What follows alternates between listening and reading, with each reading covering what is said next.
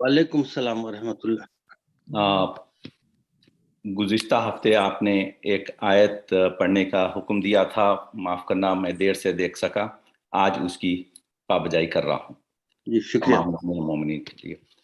ये सूरह रात की 11वीं आयत है जिसमें कौम की तरफ इशारा किया गया है कि जब तक वो अपनी हालत नहीं बदलेंगे अल्लाह कोई उनकी हालत नहीं बदलेगा।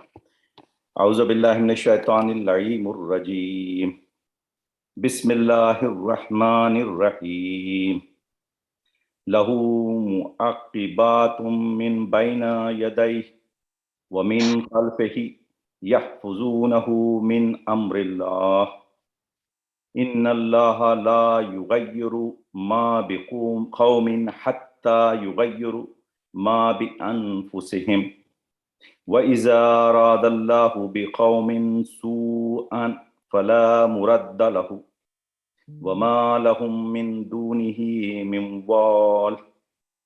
सदक़ल्लाहुल अलीयुल अज़ीम। बिस्मिल्लाह। इसका उर्दू तर्जुमा है, फिर अंग्रेजी में भी करूँगा इंशाल्लाह।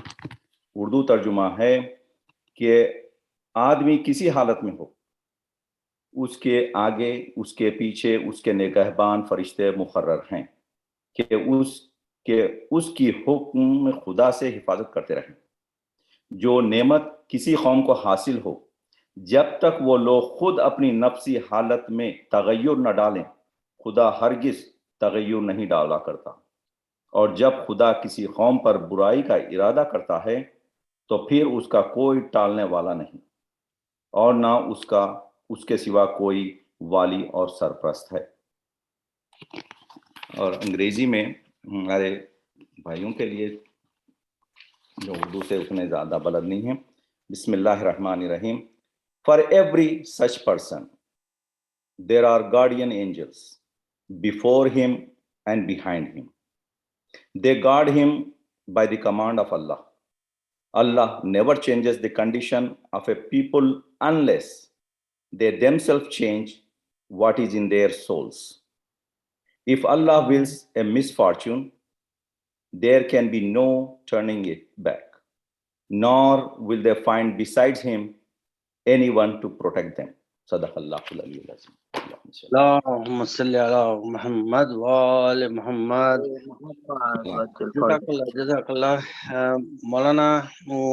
I hope you're feeling better and you have the jazba imani which we had for all these weeks. I know you are not feeling that great, so and thank you very much for still coming to encourage our group, and inshallah we have people joined from different parts of the world. So please Maulana आपका session शुरू करिए. And not only Jazba Imani, it radiates and we benefit from him. Yes, radiation is everywhere, but it's a good radiation. Yes, radiation of his iman, so we can all get benefit out of it. आपकी ज़रा नवाज़ी है, आपकी मोहब्बत। अऊज़ु बिल्लाहि मिनश शैतानिर रजीम, बिस्मिल्लाहिर रहमानिर रहीम।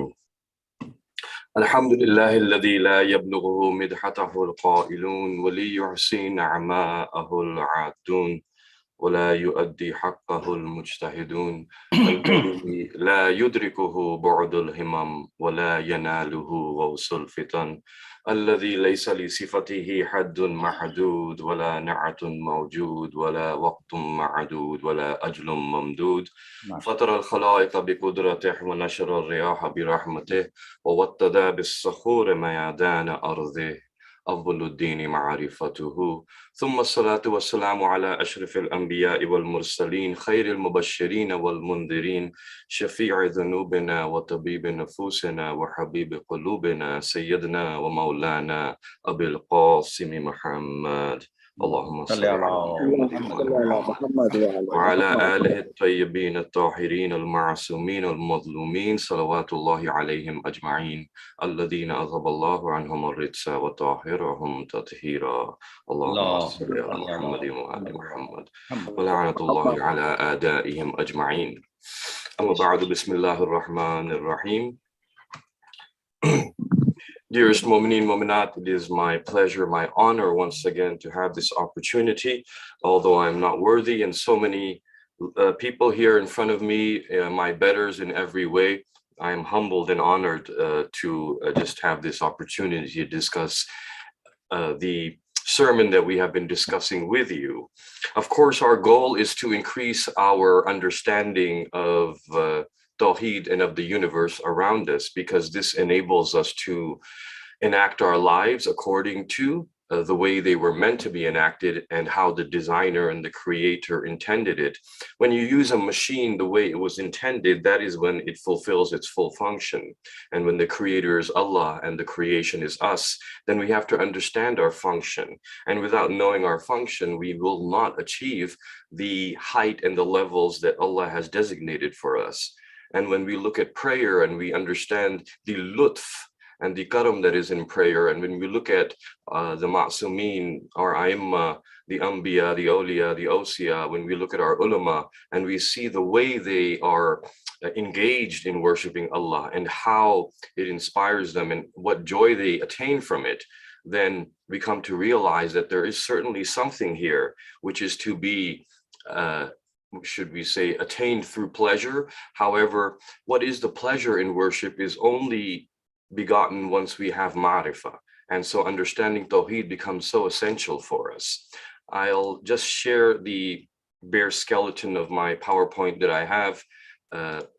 Time and preparation are always lacking. And we're moving into the second part. Now, we did spend the last 12 Sundays talking about perhaps the first little paragraph of Nahjul Balagha, the first 12, 13 lines, and realizing that it's a never-ending topic. I was guilty of rushing through it, and thanks to some invaluable feedback from the dear Mu'mineen who grace us with their presence, we realized that perhaps some things need to be explained and some things need to be slowed down, and also to allow absorption of the information. I was thinking about that, and one of the things I realized was, because I was telling myself, Shaeba, why are you going so fast, or what is the reason for this pace? And one of the conclusions I came to was that perhaps because I'm not seeing my audience and their faces. So I see, perhaps one or two faces. I see dear Qamar Abdi Sahab, who's with me with every word and is ahead of me many times. And when I say one sentence, he knows what my last sentence will be.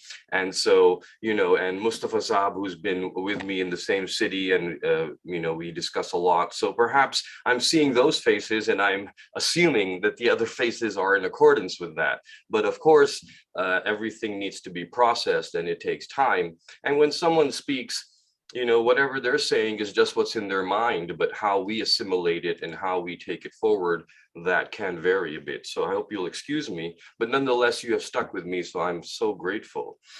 And, we are at that second part now. So we see that Amirul Mu'mineen Mawlai Kainat Ali ibn Abi Talib as-salatu was-salamu alayhi, Allahumma salli ala Muhammadin wa ali Muhammad, is now talking about creation.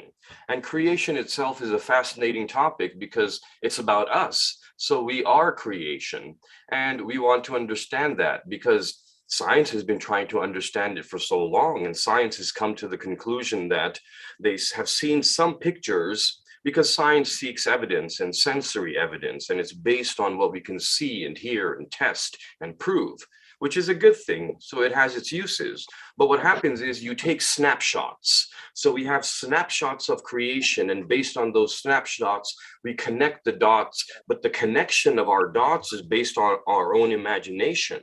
So it's important to realize ourselves first before we try to connect these dots. And that's why we spent many Sundays trying to understand ourselves. Man arafa nafsahu faqad arafa rabbahu. What is our imagination that science, because science will rely on that.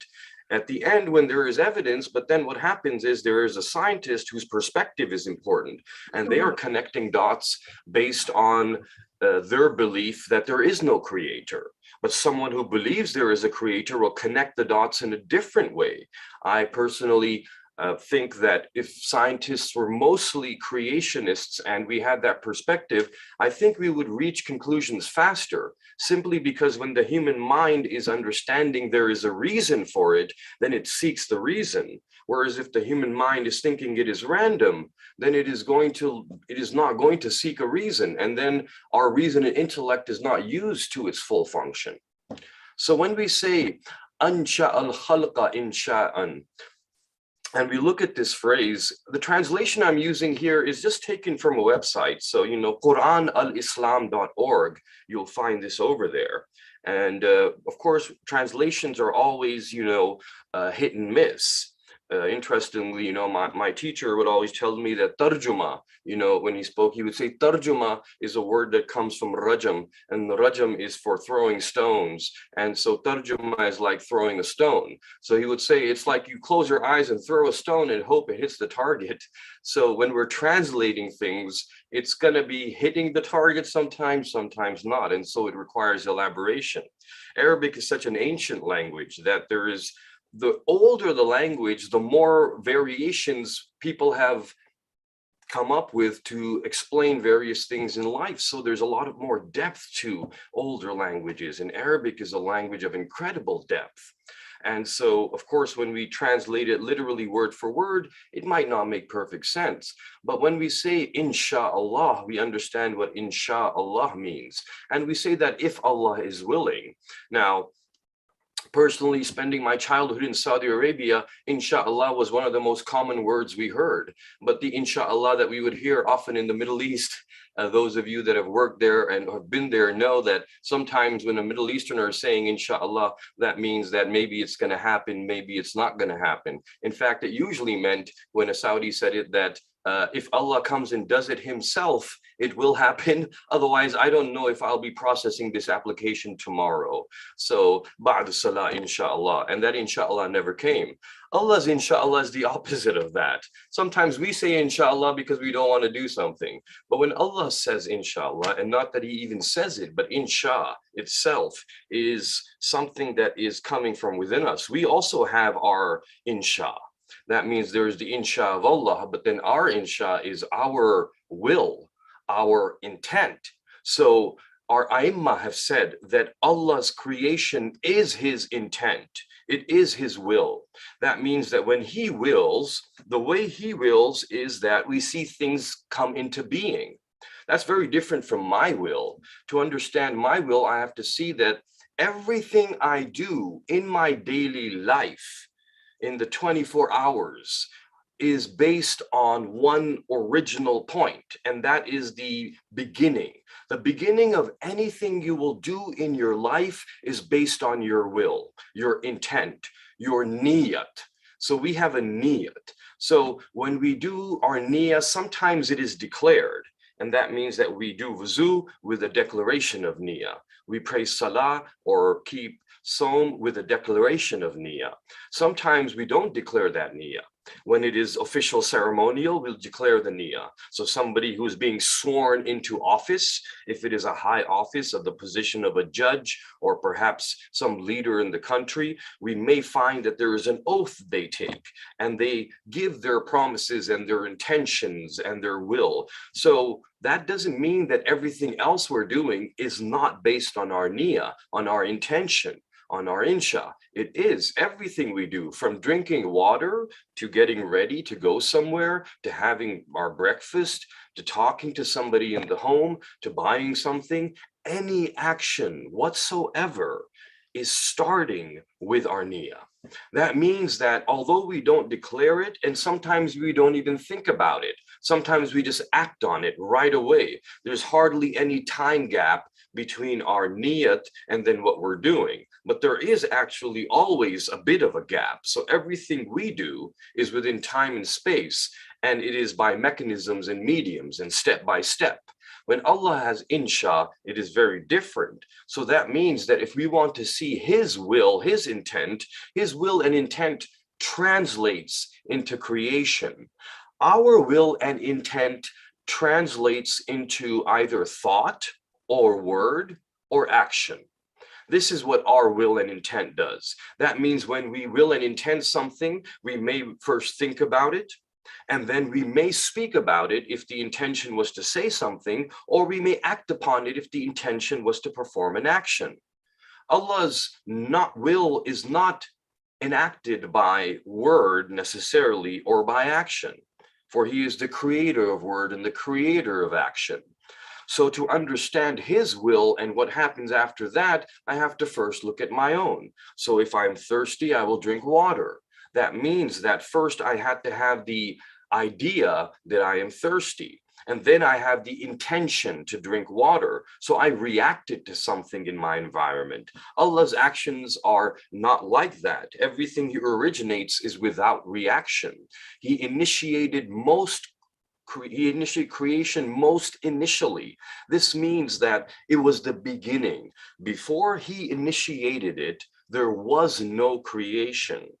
That is something also that requires a bit of thought on our part, because when we look at the known universe, we realize that all of this that is present here had a beginning. And what is before that beginning is that part where we come to try and understand Allah, which means that he began things that were not there. So there was no beginning until he gave them a beginning. So when we say, how long has Allah been here? Well, that requires a beginning of him. But he initiated the idea of beginning when he created.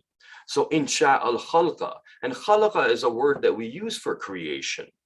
And then we say wabtada'ahu ibtida'an, and he commenced. Ibtida is a word that we use as well in Urdu. Many words in Urdu have been borrowed from Arabic. So therefore, Urdu speakers have a distinct advantage in that there will always be some vocabulary that they've been using in their mother tongue. That's why I always encourage our youth to not let go of the Urdu language. It is a gift, it is a blessing, it is something that is in your home and easy to acquire, whereas people spend money and go to far places to try and learn a language. There's one that is just sitting in front of us. All we have to do is pick it up from the tray and take a bite. So when we speak to people around us in this language, it definitely allows us to think in that language. And then when we see the Arabic word, it automatically translates into a picture in our mind. Although you can translate it into English as well, but there's a distinct advantage and speed of understanding that comes with Urdu. And so commenced it originally. I've taken a little summary here, or you could say that it's just basically what is mentioned in a hadith from our Imam. Our Imam, Imam Ja'far al-Sadiq, as-salatu was-salamu alayhi, Allahumma salli ala Muhammadin wa ali Muhammad, excuse me, has said and instructed us regarding salah.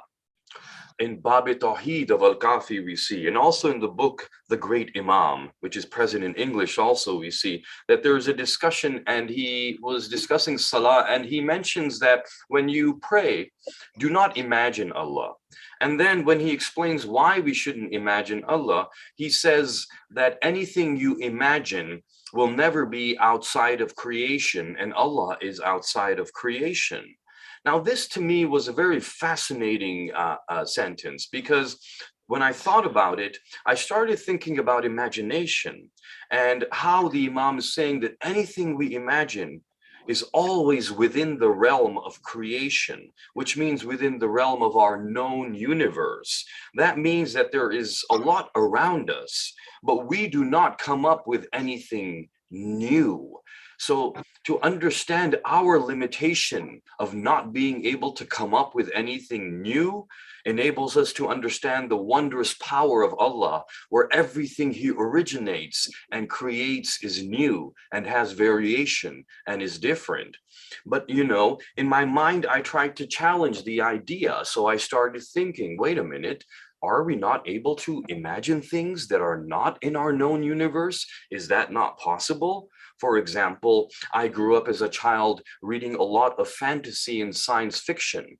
I was fascinated with the imaginative world, with the world that is different from what I see around me. And as I thought about, fantasy creatures, creatures of imagination that humans had made up in their mind, apparently, and written in books. For example, we see the dragon.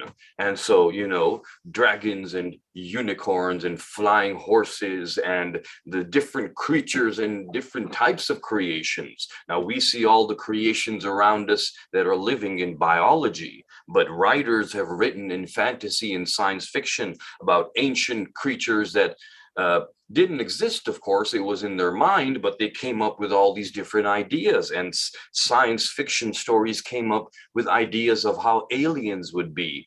And as we looked at so I grew up looking at all these different types of life forms that probably, perhaps I thought don't exist.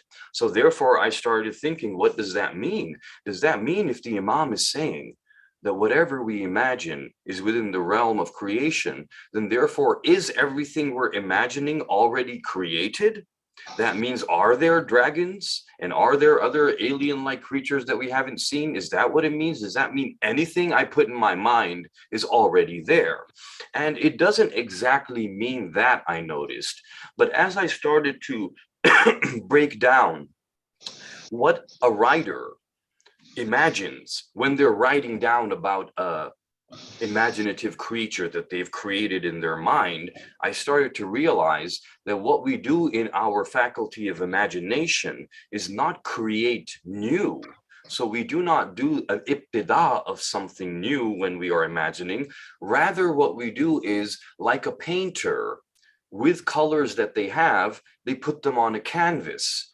On the canvas of our mind, we imagine things, but what we use to paint that picture is from the colors that are already provided. That means, in the simplest example, if we just take one and move on, we would see the dragon.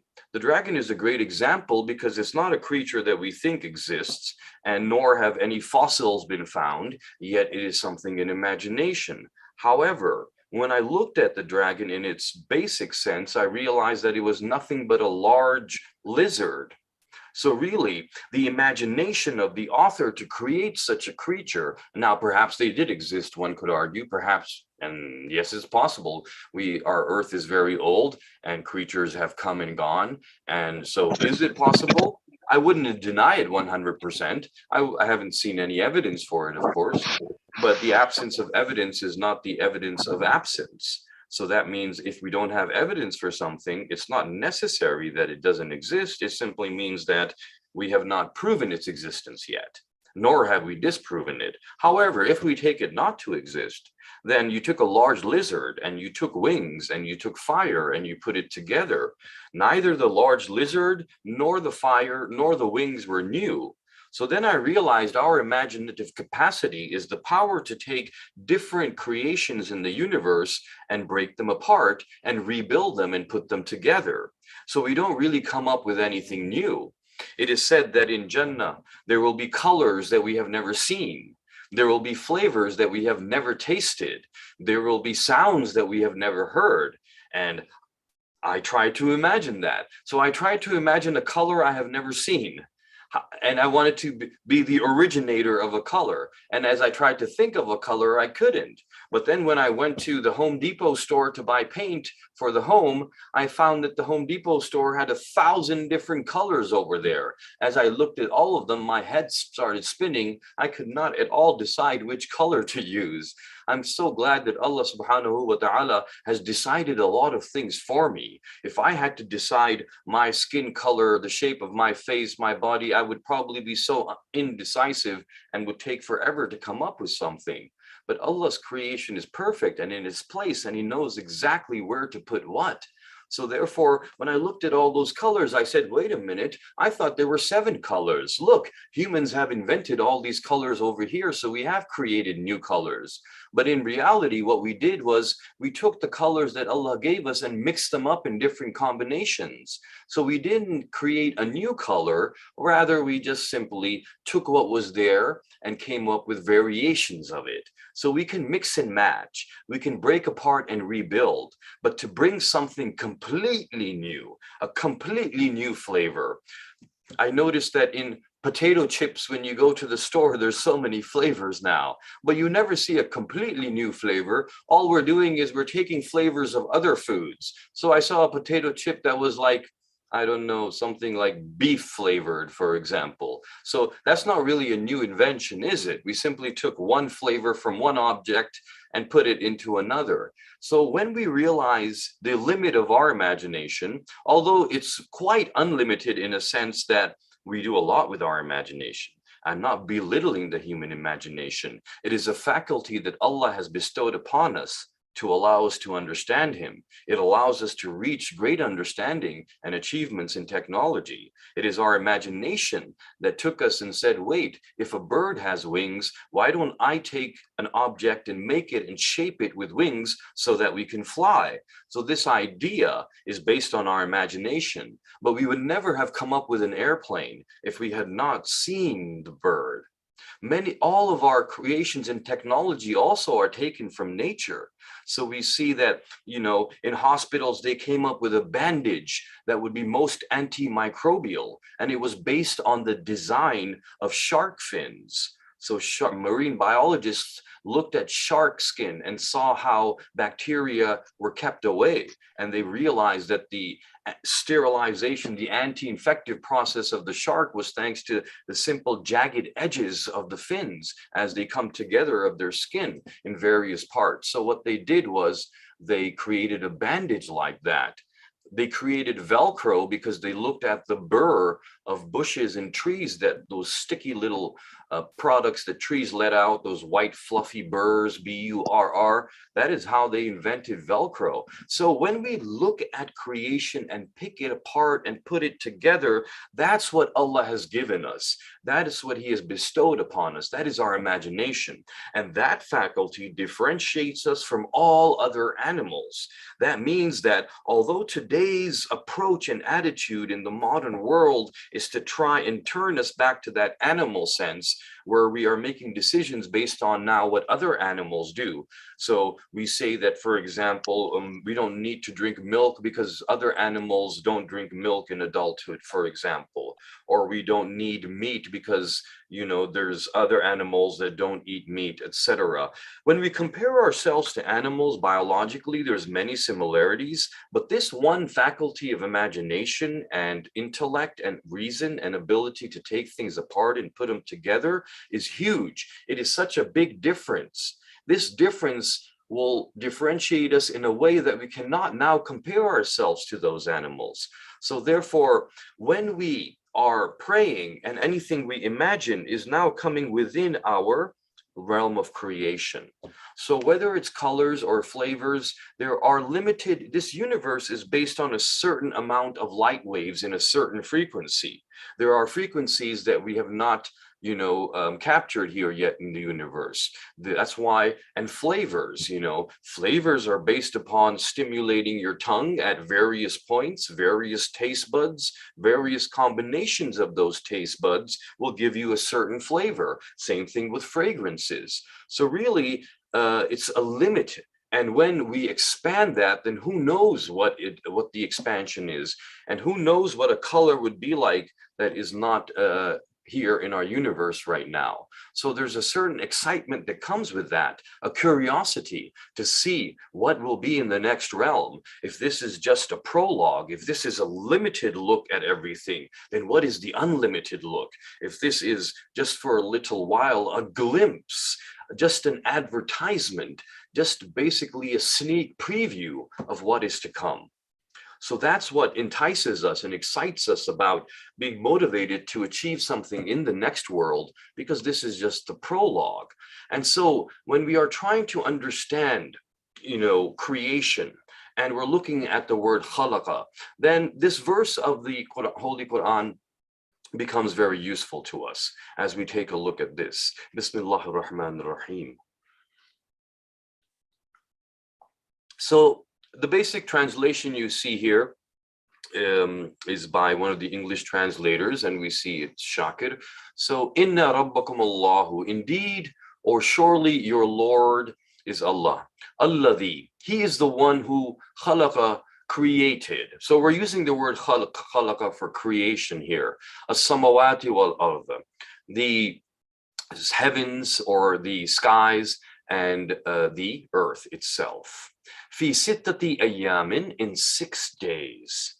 So, of course, as the earth and skies are being created, we understand that when we look at our concept of the word day, we know that for us it is 24 hours. On other planets in our solar system, a day is a very different length and period. And some planets, the day is very short, and on some planets, the day is even longer than the year itself. That means some planets spin around the sun faster than they rotate on their own axis. So it's hard for me to imagine a life where a day is longer than my year, for example. So that's why when I think about imagining life in heaven, where life perhaps it doesn't have that time limitation that it has now, it becomes very difficult. But I'm very curious to know what it feels like. But when I try to imagine it, I'm unable to. That's why a lot of the things we know about heaven are very, very minimal and just a sneak preview, and really things that we might be able to understand. And so, I see the youth saying things like, well, so what about the Quran or the holy books mention there'll be gardens in heaven, there'll be rivers flowing, there'll be mountains and streams and fruits. And some people who are living in an affluent life, or people who are living in any city neighborhood where everything is available to you, that doesn't seem like a big deal. People who go to a river every weekend and see the mountains and eat what they want to anyway, they might be thinking, well, okay, so what? I mean, it's a river of milk and honey. That's fine. The youth will sometimes say, I don't want a river of milk and honey. I want Wi-Fi. Will there be Wi-Fi in Jannah?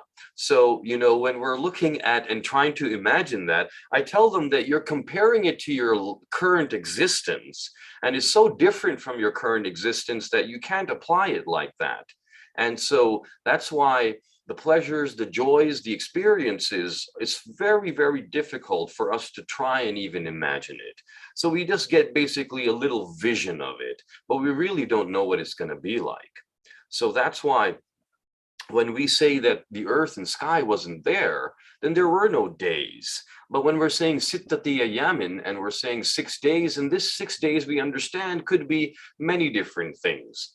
And it could be 6 stages, for example, or 6 steps, right? So that means that there were stages, or there were days, or there were steps. So that's one type of creation, where we're seeing it happen step by step. In the same way that humans are born, we are born step by step. We create things also, but we create them step by step. That means that it has to go through a process and a cause and effect of a cascade of reactions.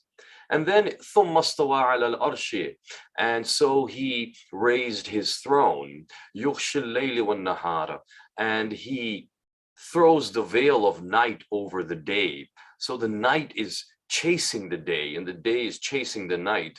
يَطْلُبُهُ حَثِيثًا وَالشَّمْسُ وَالْقَمَرَ وَالنَّجُومُ مُسَخَّرَاتٍ بِأَمْرِهِ. Now this is where we come to the word بِأَمْرِهِ. And here it says that he created the sun, the moon, and the stars, made subservient by his command, بِأَمْرِهِ. So again, the word amr is mentioned as the verse continues. Allah is not, lahul khalqu, for him khalq, wal amru, and the amr.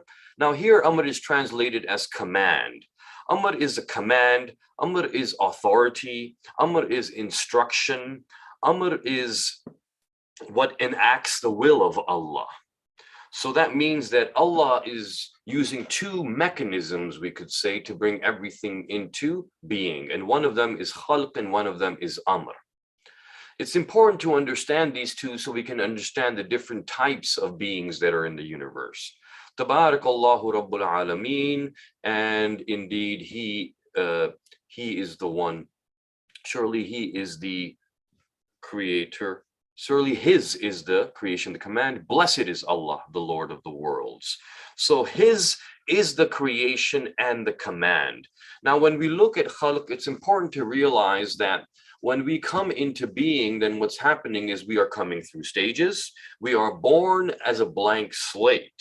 One of the differences, again, between animals and humans is that animals are born with many reflexes, instincts, and connections in their brain that are present at the time they're born.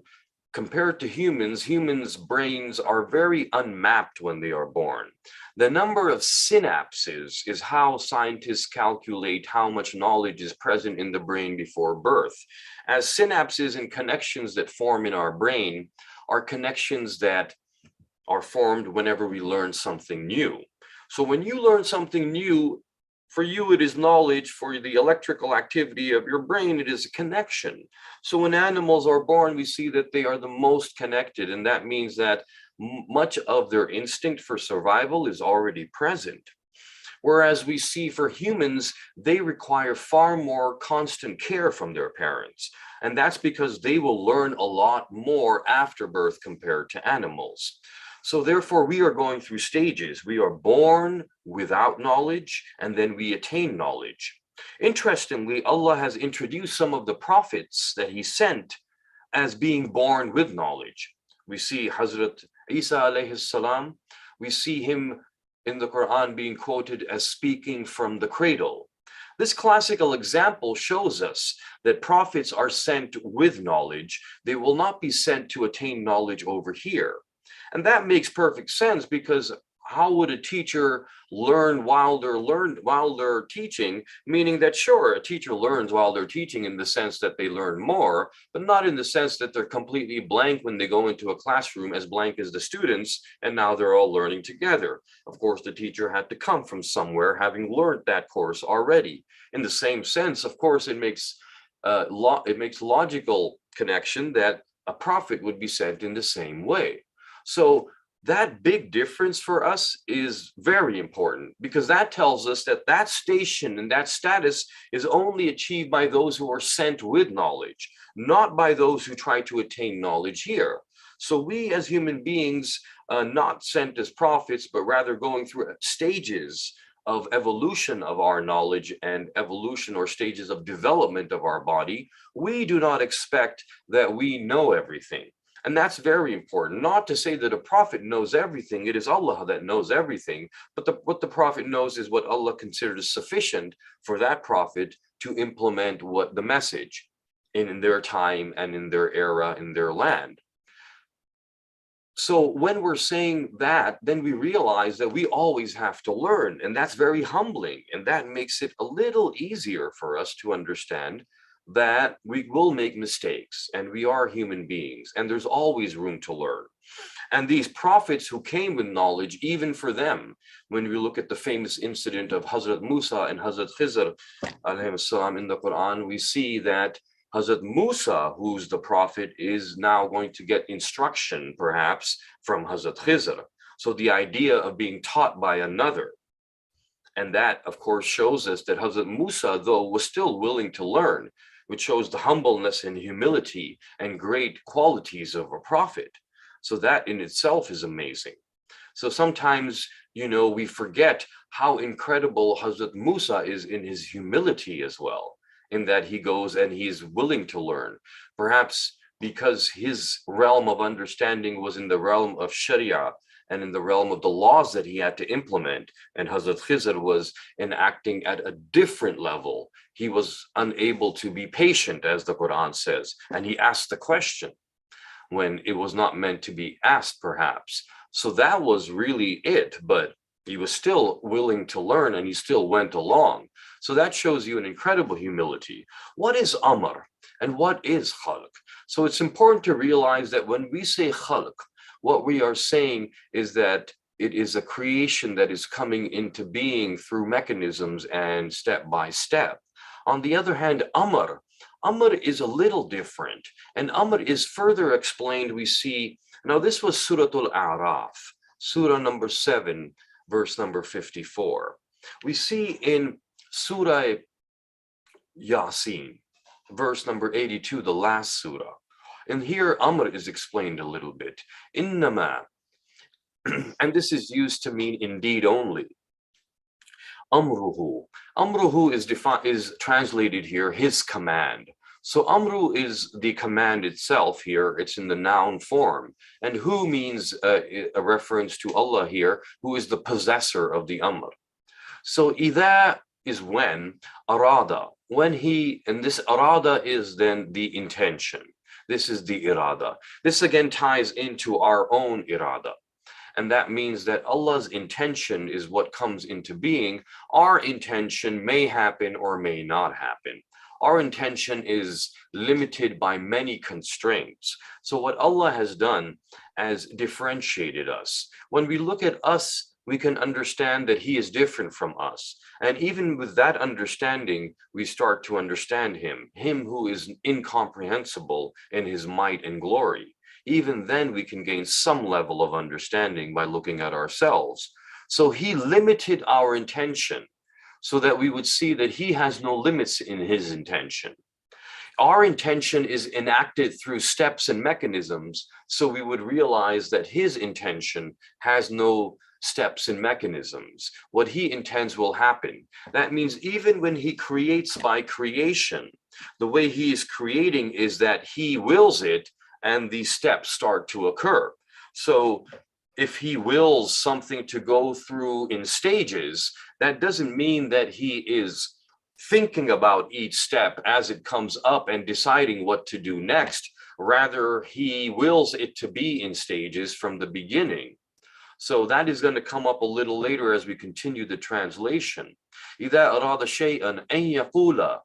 And so that he says lahu, he says to it. So that's interesting, is only to say to it. Now, when we say things to that which is present. So that means if I'm speaking to you, you are present. I cannot say or speak to something that is not there. That's why I can't originate anything new. So Allah is speaking to something because he's saying, what is he saying to it? He is saying kun, and kun means to be. So what he is saying is be. But when he is saying be, that thing which is to be is not there at that time. So that means what he is speaking to is actually not in existence. So we who are in existence speak to things that are in existence. In fact, for us, if we're speaking to things that are not there, we start to wonder about this person's sanity. For us, it's a very different mechanism or a very different idea when we're speaking to things that are not there. But when Allah speaks to things that are not there, then they come to be. Fayakun. So kun, be, fayakun, then it is. And this fa is a word that is basically meaning immediately. That means right away, that it's like an effect. So it's a cause and effect. So what we see is that a cause has an effect. And if the cause is powerful, we see the effect immediately. So when we have a spark, the cause of the spark causes a fire. The effect of fire from the spark is happening immediately. And the bigger the spark, the bigger the flame. And so the cause determines many qualities of the effect. And if the cause is Allah, subhanahu wa ta'ala, then the effect itself must also be magnificent and immediate. So what we see is kun fayakun, immediately it happens. That means that I am so limited, I cannot speak to anything or imagine anything that does not exist. But everything that does not exist does exist in the intellect of Allah. Or rather, I don't know if I can use the word intellect, because Allah created intellect. So what I mean is the ilm of Allah. That means it is within the ilm, in the knowledge. So everything that is ever to be, that has come already,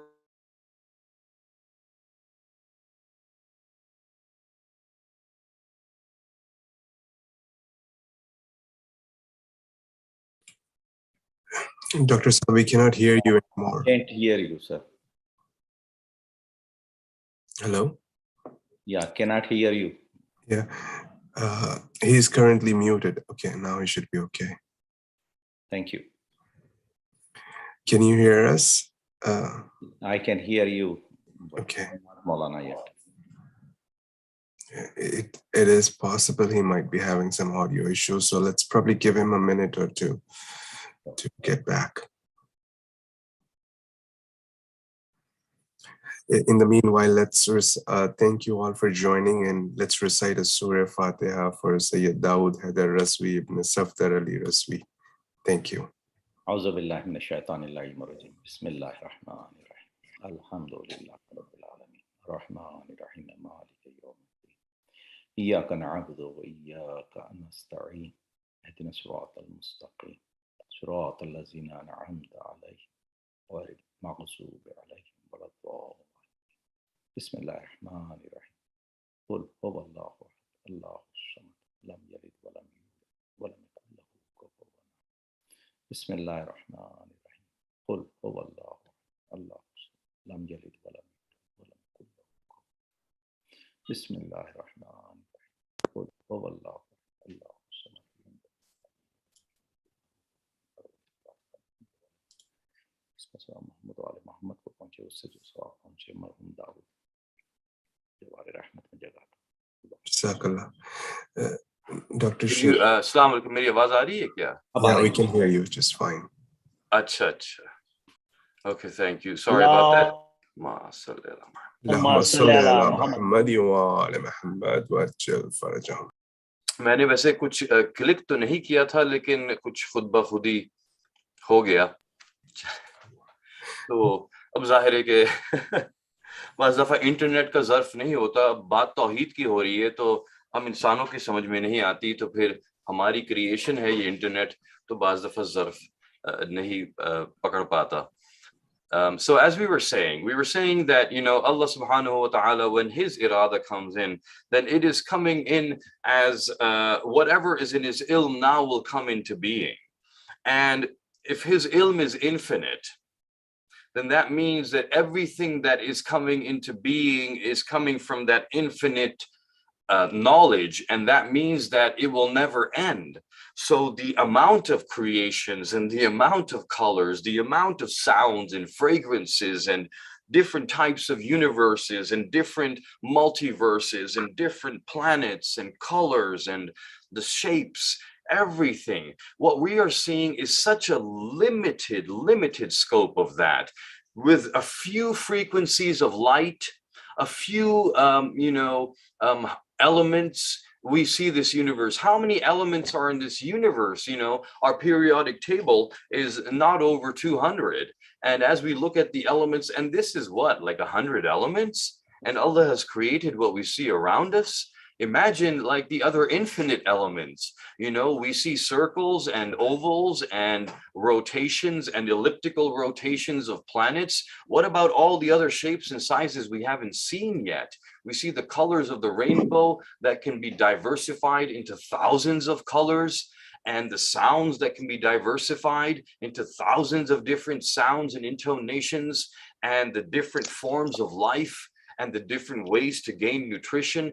Anything you look at in nature, there is so much variety that in our lifespan, even our collective humanity lifespan, all of our brains together on this planet, from the beginning of our intellect till now, as we gather knowledge, we have not discovered it all. We have not been able to, and as we continue to do that, we are realizing we never will, and we are seeing the universe expand, and it's hard for us to catch up with it. And this is based on what? Just a few frequencies of video, a few frequencies of audio, a few different colors, a few different shapes and sizes, some elements. So it is incredible what is to come.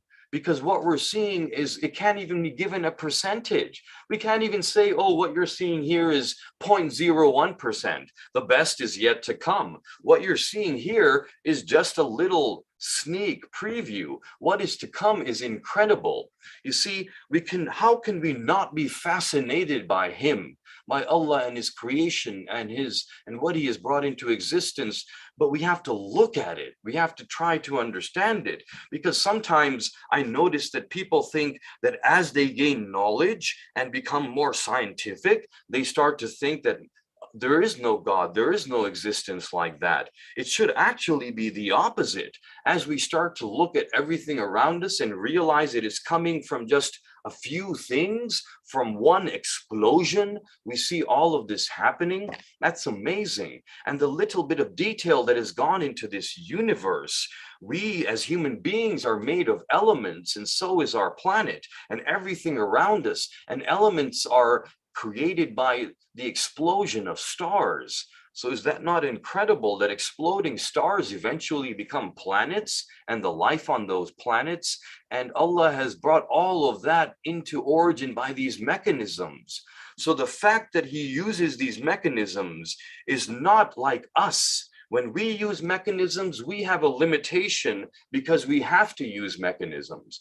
When He uses mechanisms, it is to show, we can see from that His power, His might, His glory. We can see that He is Latif, and Latif means that which is unseen and unheard, and that which can barely be perceived. It is there, but just away from our senses. So it is very, very almost imperceptible because He has hidden Himself behind so many steps of creation and not brought Himself to the forefront, rather put Himself at the origin and beginning of things. So everything is manifested and He is hidden behind His creation in that sense, very close to it, yet very far away from it.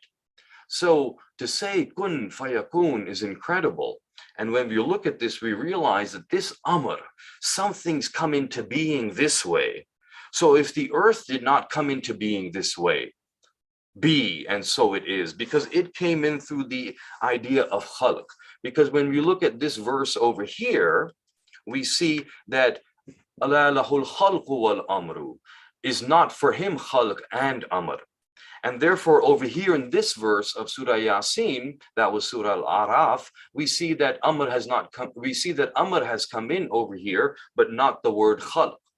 So that tells us that, you know, one way He brings things into being is through an immediate effect. So He is able to avoid some of the causes if He so wishes.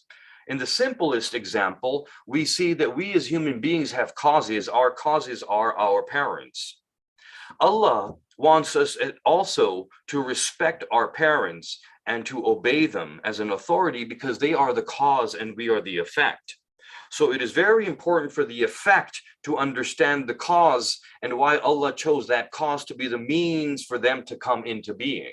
So we respect that cause. In the same way, Allah caused us to know Him, but not directly, but rather through a medium.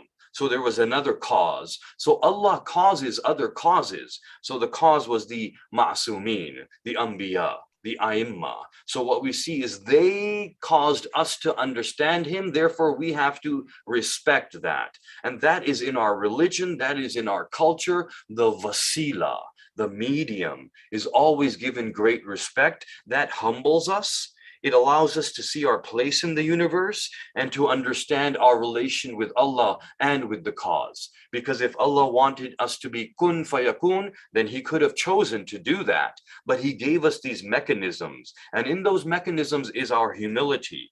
So whenever anything is causing us to be affected in a certain way, and the effect is good, then we should respect that. We should be thankful, we should be grateful. And in the simplest sense, we thank somebody who gives us a gift. But sometimes we are not as thankful to our parents who gave us the gift of life, who gave us the gift of body and form. Although it was Allah who gave it, He chose not to give it by kun fayakun. Rather, He chose to give it by step mechanisms. So the wasila is essential. That means we reach Him through these same mechanisms. So we are reaching Allah because of our parents, because of our imam. Therefore, we have to have that respect for them and that love for them, for He chose them to be that medium. So we have to understand that the choosing was by Him Himself. And also, when we see that we are using these mediums and Allah did not create everything like that, therefore He sometimes skipped a medium. For example, we see in the case of Hazrat Isa, alayhi salam, we see that he does not use the typical medium of the father. So he shows us that if he so wills, he can create without using these mediums. But by using the medium, there is his wisdom in it, and there are reasons for it. So to create Hazrat Isa in that way is showing us that he does not have to. And then the example that the holiest messenger sallallahu alaihi wasallam in his debate with the Nasrani, with the Christians regarding Hazrat Isa, as per the ayat and as per the command of Allah, he says to them that the example is like Hazrat Adam, who was created without mother and father. Now no mechanism is used. So Allah is showing us he has ways. So there will be people walking amongst the earth who are created through the mechanism of mother and father, and there will be one who is walking around without the mechanism of father, and before that there were two who were walking around without the mechanism of mother and father. So we see Hazrat Adam alayhi salam and Bibi Hawa alayhi salam. So we see this happening, and this tells us that there are other ways. So then, we ask the question, what about those who were present before? So what was the medium that he used for causing everything? This means that Allah now is the original point from which all causations are emanating. So everything now is an effect of that. And somewhere in those effects is me and you. So when we look at ourselves in this branching tree of effects, and the root is Allah itself, we see a magnificent universe that is nothing, that is in its basic essence, many, many causes and effects. So the question we ask is, then what is the first cause? Because something needs to be caused. So therefore, when he says, innama amruhu idha arada shay'an, then we have to know the first cause. Time is limited now, so I will end with a sentence. And what we would say is that the first cause itself is the first thing that came into creation. And when we ask that question, no human being is able to tell us the first thing that came into creation except for one.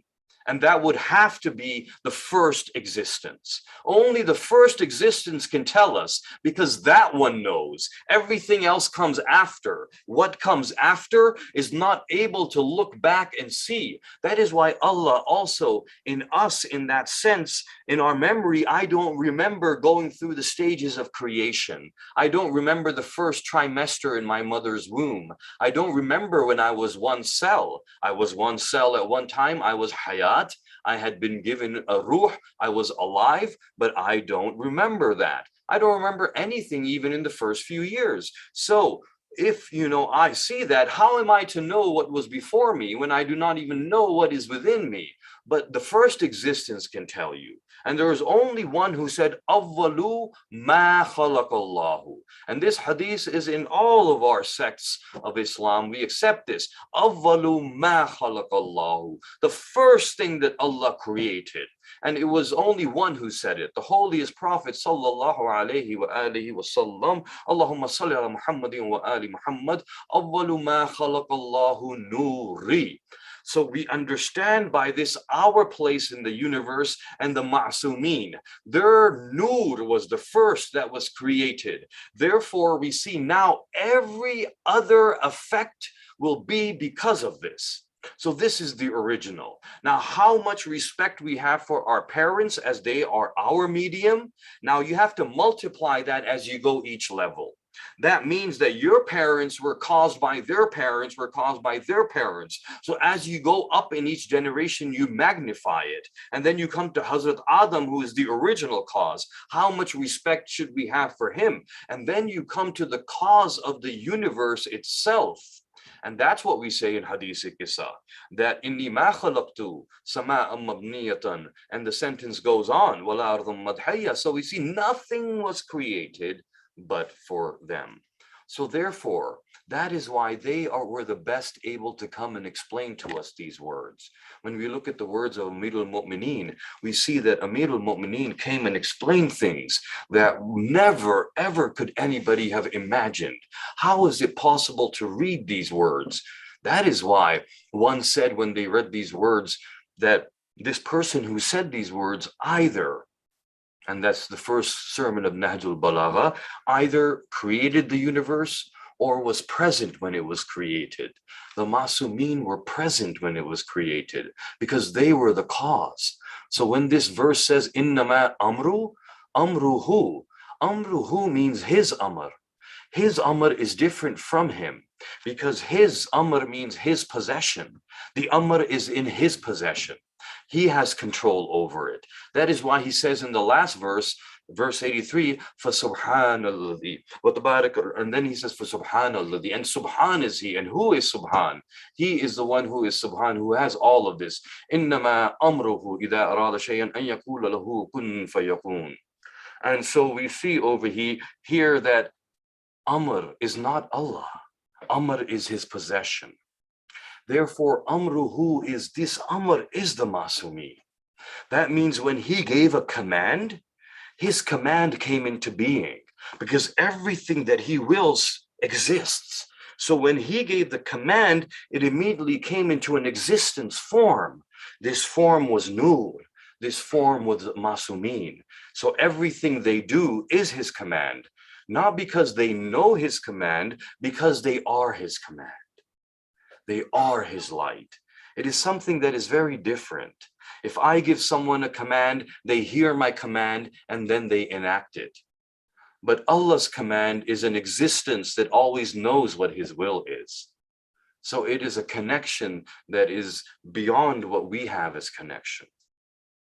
And that is why when we look at Amirul Mu'mineen coming into this world, Kaun Amirul Mu'mineen, wo Maulai Kainat, jo is Kainat mein